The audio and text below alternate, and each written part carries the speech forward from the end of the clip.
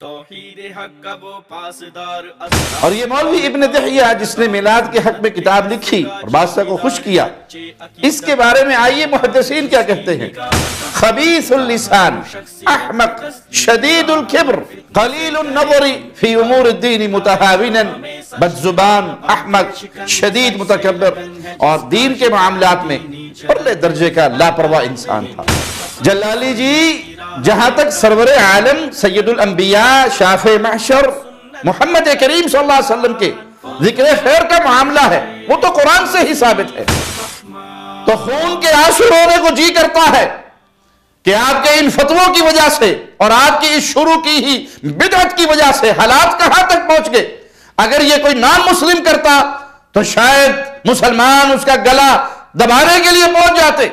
نکلی داڑیاں لگائی ہوئی ہیں، چہروں پہ عجیب و غریب ماسک لگائے ہوئے ہیں، چہرے بگاڑے ہوئے ہیں، کہیں اونٹوں کی سواری ہو رہی ہے، کہیں عورتیں گھوڑوں پہ جا رہی ہیں۔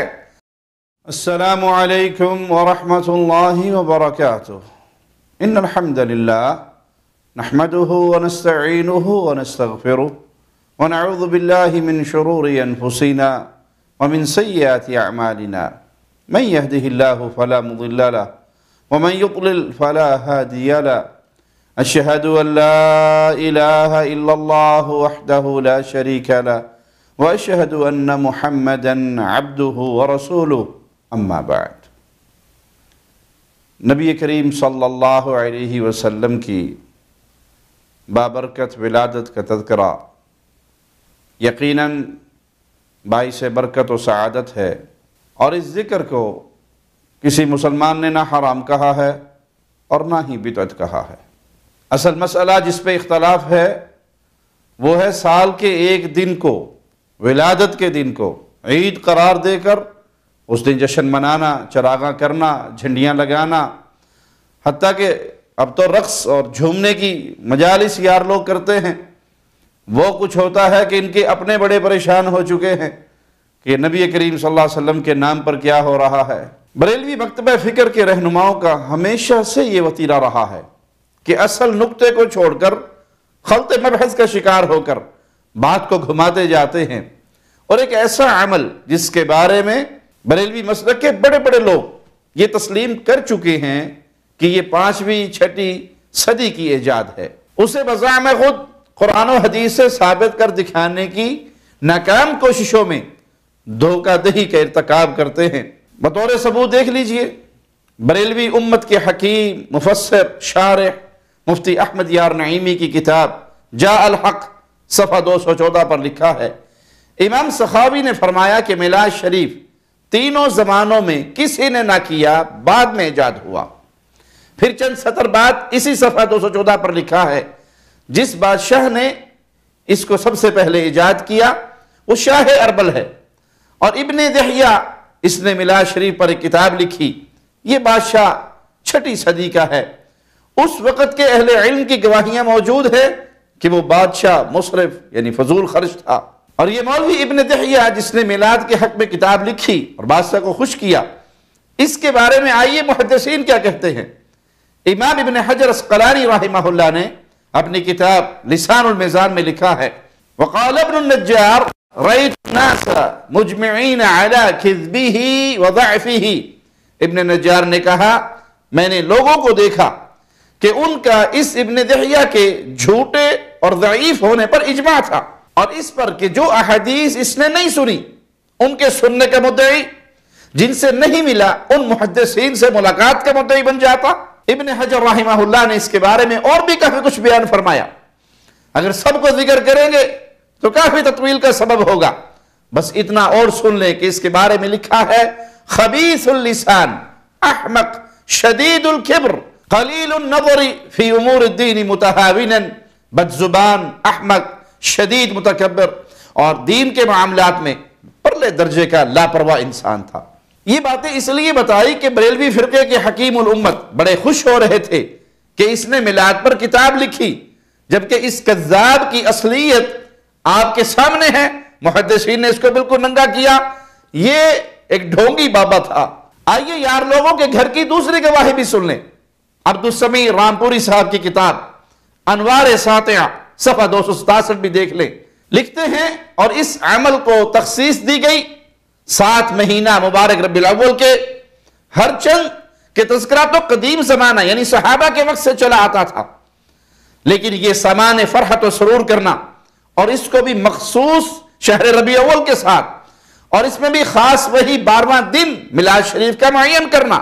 جلالی صاحب ذرا کان لا کے سنیا جے، اصل نقطہ اختلاف تو یہی تخصیصات ہے. سامان فرحت، چراغاں، جھنڈیاں، رقص و سرور، بلکہ کھیل تماشا تک ہو رہا ہے. ان تخصیصات کے بارے میں آپ کے علامہ رامپوری نے لکھا یہ سب کچھ بعد میں ہوا، یعنی 6ویں صدی کے آخر میں. پھر آگے لکھا شہر موصل ملک عراق میں، وہاں ایک متقی دیندار شیخ عمر، انہوں نے یہ عمل ایجاد کیا. آگے بھی ایسا کچھ لکھا ہے. باقی یہ شیخ عمر ابن دحیہ ہی ہے جس کی دینداری اور تقوی کی پول پٹی ہم نے نہیں بلکہ حافظ دنیا ابن حجر اسقلانی رحمہ اللہ نے کھول کر رکھی. لسان المیزان ہم پیش کر چکے ہیں. جلالی جی جہاں تک سرور عالم سید الانبیاء شافع محشر محمد کریم صلی اللہ علیہ وسلم کے ذکر خیر کا معاملہ ہے وہ تو قرآن سے ہی ثابت ہے. آپ کی ولادت باسعادت سے ہزاروں سال پہلے تورات و انجیل میں بھی موجود ہے آپ کا ذکر. آپ کے ذکر جمیل کا کون منکر ہو سکتا ہے؟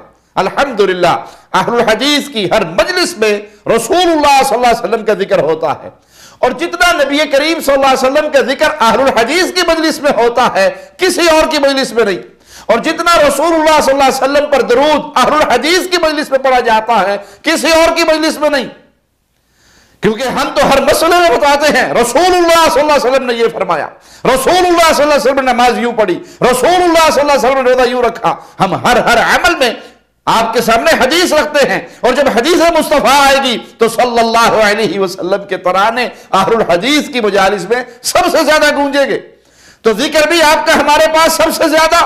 ہم تو نہ تو کہتے ہیں کہ حضرت جی نے فرمایا، قادری جی نے فرمایا، اعلیٰ حضرت نے فرمایا، بابا جی نے فرمایا. ہمارا تو ہر مسئلہ ایک ہی بات ہوتی ہے، آمنہ کے لال محمد رسول اللہ صلی اللہ علیہ وسلم نے فرمایا. تو آپ کا ذکر سب سے زیادہ ہماری مجالس میں آپ کے نام مبارک کے ساتھ سب سے زیادہ درود صلی اللہ علیہ وسلم کی صدائیں اہل الحدیث کی مجالس میں ہوتی ہیں. بات تخصیصات کے ساتھ یوم عید اور جشن منانے کی ہے تو فی الحال ہم آپ کے ان 2 بزرگوں سے دکھا دیا کہ یہ 6ویں صدی کے آخر کی ایجاد ہے. اب آئیے جلالی صاحب کی دلیل کی طرف. کیا صحابہ نے بھی منایا؟ لوگ یہ سوال پوچھتے ہیں کہ اب یہ شروع ہو گیا ہے، نعوذ باللہ. یہ فرمائیں کہ صحابہ نے منایا میلاد. اس سلسلے میں صحیح مسلم شریف میں بڑی مستند حدیث موجود ہے. بہقی نے اس کو شعب ایمان کے اندر بھی ذکر کیا ہے.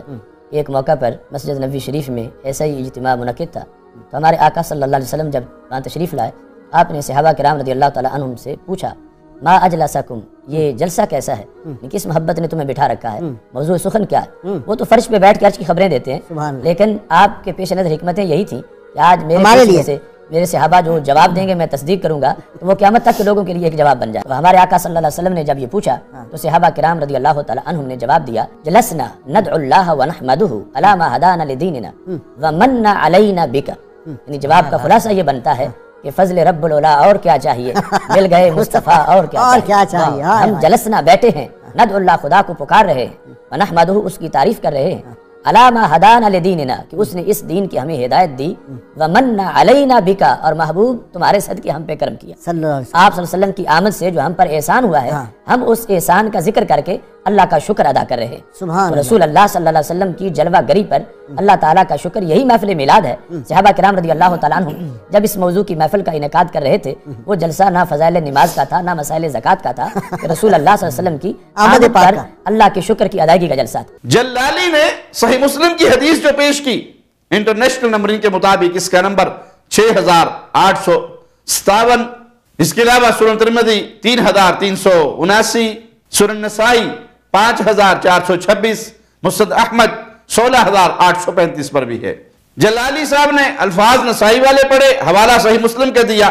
خیر اس سے کوئی خاص فرق نہیں پڑتا، آپ صحیح مسلم کا اسکین دیکھ لیں. اس حدیث میں محفل ولادت والی بات سرے سے نہیں ہے. سال میں ایک دن 12 ربیع الاول کو یوم عید اور یوم جشن اور عیدوں کی عید منانے کا کوئی ذکر نہیں. اس محفل کے لیے چراغاں، حلوے، مانڈے، جھنڈیوں کا بھی کوئی ذکر نہیں، سڑکیں بلاک کر کے ریلیاں نکالنے کا بھی کوئی ذکر نہیں۔ جو کچھ آج آپ کے ان فتووں کی روشنی میں آپ کی عوام کر رہی ہے، بے حیائی اور بے غیرتی کے ریکارڈ توڑ رہی ہے۔ لڑکے ناچ رہے ہیں، لڑکیاں ناچ رہی ہیں، عورتیں ناچ رہی ہیں، بن سنور کے، سج دھج کے عورتیں اور ان کے اشتہار چھپ رہے ہیں۔ مردوں کے لیے شاید پردے کا آپ نے انتظام کروایا ہو، باقی عورتوں میں کوئی کسر آپ نے نہیں چھوڑی۔ نعوذ باللہ ثم نعوذ باللہ، آپ کے اس دفعہ کے ان میلاد کے پروگراموں کو دیکھ کر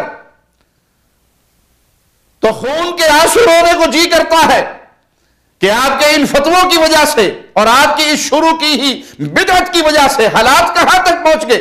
اگر یہ کوئی نان مسلم کرتا تو شاید مسلمان اس کا گلا دبانے کے لیے پہنچ جاتے۔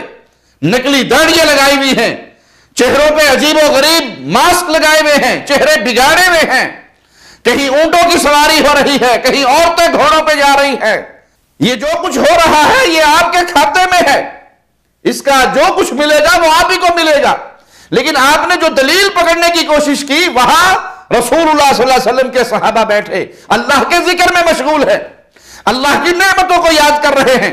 دین اسلام کی نعمت، اللہ نے ہدایت دی، اس کی نعمت رسول اللہ صلی اللہ علیہ وسلم کے ذریعے اللہ کا ان پر احسان ہوا، ہم پر احسان ہوا، قیامت تک کے مسلمانوں پر اللہ کا احسان کہ اللہ کے نبی تشریف لائے اور ہم آپ کے امتی بنے۔ اللہ نے یہ انسانیت پہ بہت بڑا احسان کیا، محمد کریم صلی اللہ علیہ وسلم کو بھیجا، وہ اللہ کی طرف بلانے والے داعی بن کر آئے۔ آپ کی دعوت، آپ کی محنت اور آپ کا اخلاص تھا کہ اللہ نے ان بت پرستوں کو ہدایت دی، میرے نبی کے وہ صحابہ بنے، امت کے لیے وہ رہبر اور رہنما بنے، قیامت تک اہل ایمان کے امام بنے۔ اور کوئی یہ ایک دن کی بات نہیں، یہ صحابہ نے یہ 12 ربیع الاول کو کر کے ہر سال کے اسی دن اس ذکر کی مجلس برپا نہیں کی، بلکہ وہ تو اکثر اپنے اللہ کی نعمتوں کا ذکر کرتے، رسول اللہ صلی اللہ علیہ وسلم کی نعمت کا ذکر کرتے کہ آپ کی وجہ سے اللہ نے ہمیں ہدایت دی، آپ کے ذریعے ہمیں ہدایت دی۔ وگرنہ ان سے پہلے وہ اپنے بت پرستی کے اندر کس طرح مگن تھے۔ یہ اللہ کا انعام ہوا کہ اللہ نے انہیں اپنے نبی کی صحبت کے لیے چنا اور وہ امت کے امام بن گئے۔ یہ کوئی ایک آدھ دن کی بات نہیں، صحابہ کرام، ان کے بعد تابعین، ائمہ دین، محدثین، اہل ایمان روز ہی اللہ کا ذکر کرتے، اللہ کی نعمتوں کو یاد کرتے، اللہ کا شکر ادا کرتے، اور آج تک اہل ایمان اللہ کی نعمتوں کو یاد کر کے اللہ کا شکر ادا کرتے ہیں۔ اللہ تیرا شکر ہے کہ تو نے اپنا سب سے پیارا رسول محمد صلی اللہ علیہ وسلم ہمارے درمیان بھیجا، ہماری اصلاح کے لیے بھیجا، ہماری ہدایت کے لیے بھیجا۔ اور یہ تمام باتیں اہل ایمان کے لیے ضروری اور لازمی ہیں۔ قرآن و سنت میں ان باتوں کا حکم دیا گیا ہے۔ اپنے ایسے عمل کو جو خود آپ کے بڑوں نے اعتراف کیا کہ یہ 6ویں صدی کے آخر میں ایجاد ہوا، اس کی دلیل بنانا اپنے بڑوں کو احمق ثابت کرنے کے مترادف ہے۔ اور یہ معاملہ صرف جلالی صاحب کا نہیں، کتنے ہی بریلوی مولویوں کو ہم نے دیکھا اس طرح کی کوئی حدیث لے کر عید میلاد اور جشن میلاد اس کو دلیل بنا کر دھوکہ دینے کی کوشش کرتے ہیں۔ ایک جلالی نہیں، کتنے ہی بریلوی مولویوں کو ہم نے دیکھا اس طرح کی کوئی حدیث لے کر اپنا عید میلاد اور جشن میلاد کو دلیل سے ثابت کہنے کا دھوکہ دیتے چلے آ رہے ہیں۔ اللہ کا ذکر، ذکر رسول، ذکر نعمت اسلام و ہدایت یقیناً 6ویں صدی میں ایجاد نہیں ہوا، لیکن 12ویں ربیع الاول کو عید کے دن منانا، جشن منانا، چراغاں کرنا، اچھے بھلے مولویوں جیسے روپ میں دکھائی دینے والوں کا اچھلنا کودنا، پہلے عورتیں اور کنجریے اور زنخے ناچتے تھے، اب داڑھی والے ناچتے ہیں۔ تمہارے ان فتووں اور تمہارے ان تعلیمات کی روشنی میں مولوی تھرکتے ہیں، مولوی ناچتے ہیں، عورتیں ناچتی ہیں، لڑکے ناچتے ہیں، اور یہ ناچ گانے کو نبی کی محبت کا نام دیا جاتا ہے، انا للہ و انا الیہ راجعون۔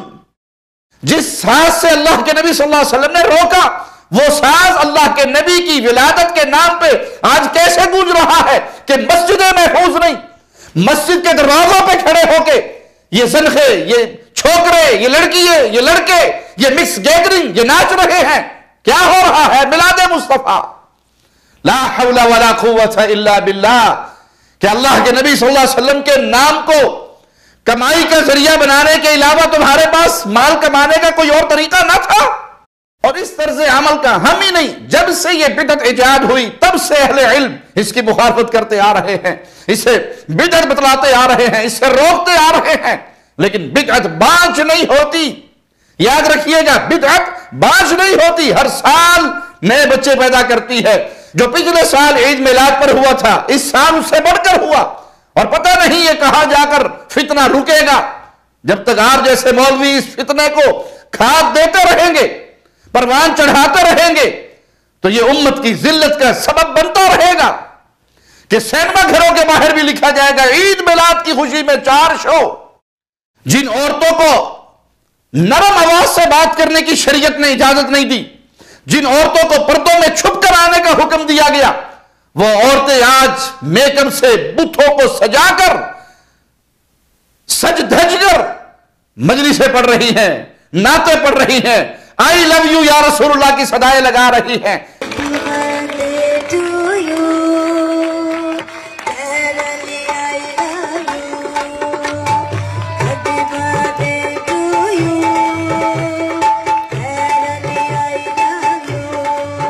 شرم اور حیا کے جنازے نکل رہے ہیں۔ ہم عرض کرتے ہیں جلالی صاحب، اگر واقع علم دین سے آپ کا تھوڑا سا بھی تعلق ہے، اپنے ہاں تو آپ کنز العلماء کے نام سے جانے جاتے ہیں، تو آئیے اس عید میلاد کو، اس جشن کو، جس عید کے بارے میں کہتے ہیں سوائے ابلیس کے سارے خوشیاں منا رہے ہیں، آئیے اسے قرآن و حدیث سے یا آثار صحابہ سے ثابت کرے، اور پھر یہ کہے کہ ہمارے بزرگوں کو ان دلائل کا علم نہیں تھا، احمد یار نعیمی صاحب کو نہیں پتا لگا، کنز العلماء کو پتا لگ گیا، اور کنز العلماء نے یہ دلائل تمہارے سامنے رکھ دیے، اور اگر آپ ثابت نہ کر سکے اور ہرگز ثابت نہیں کر سکتے تو پھر مان لیجئے کہ یہ بدعت ہے۔ پہلی 6 صدی کے مسلمان اس بدعت سے بے خبر رہے، اور جو وقت گزر رہا ہے تو اس کے اندر ایسے اضافے ہو رہے ہیں کہ اسلام کو بدنام کیا جا رہا ہے، مسجد کے احترام کو بدنام کیا جا رہا ہے، ڈانس، گانے، ساز، ہر طرح کی بے حیائی کے دروازے کھل رہے ہیں۔ وجہ کیا ہے؟ آپ جیسے مولویوں نے اس بدعت کو پروان چڑھایا، اور اب اس کا رزلٹ آپ کے سامنے ہے۔ اللہ سے دعا ہے اللہ ہمیں دین حق پر قائم رکھے، پیارے نبی صلی اللہ علیہ وسلم کی سنتوں پہ قائم رکھے، آپ کی محبت پہ قائم رکھے، اور ہم ویسے محبت کریں جیسے اصحاب محمد رسول اللہ نے محبت کی صلی اللہ علیہ وسلم۔ اور اے اللہ، تجھے تیرے پیارے ناموں کا واسطہ ہے، ہمیں قیامت کے دن پیارے نبی صلی اللہ علیہ وسلم کے صحابہ، آپ کے اہل بیت اور مصطفیٰ علیہ السلام کا ساتھ نصیب فرمانا۔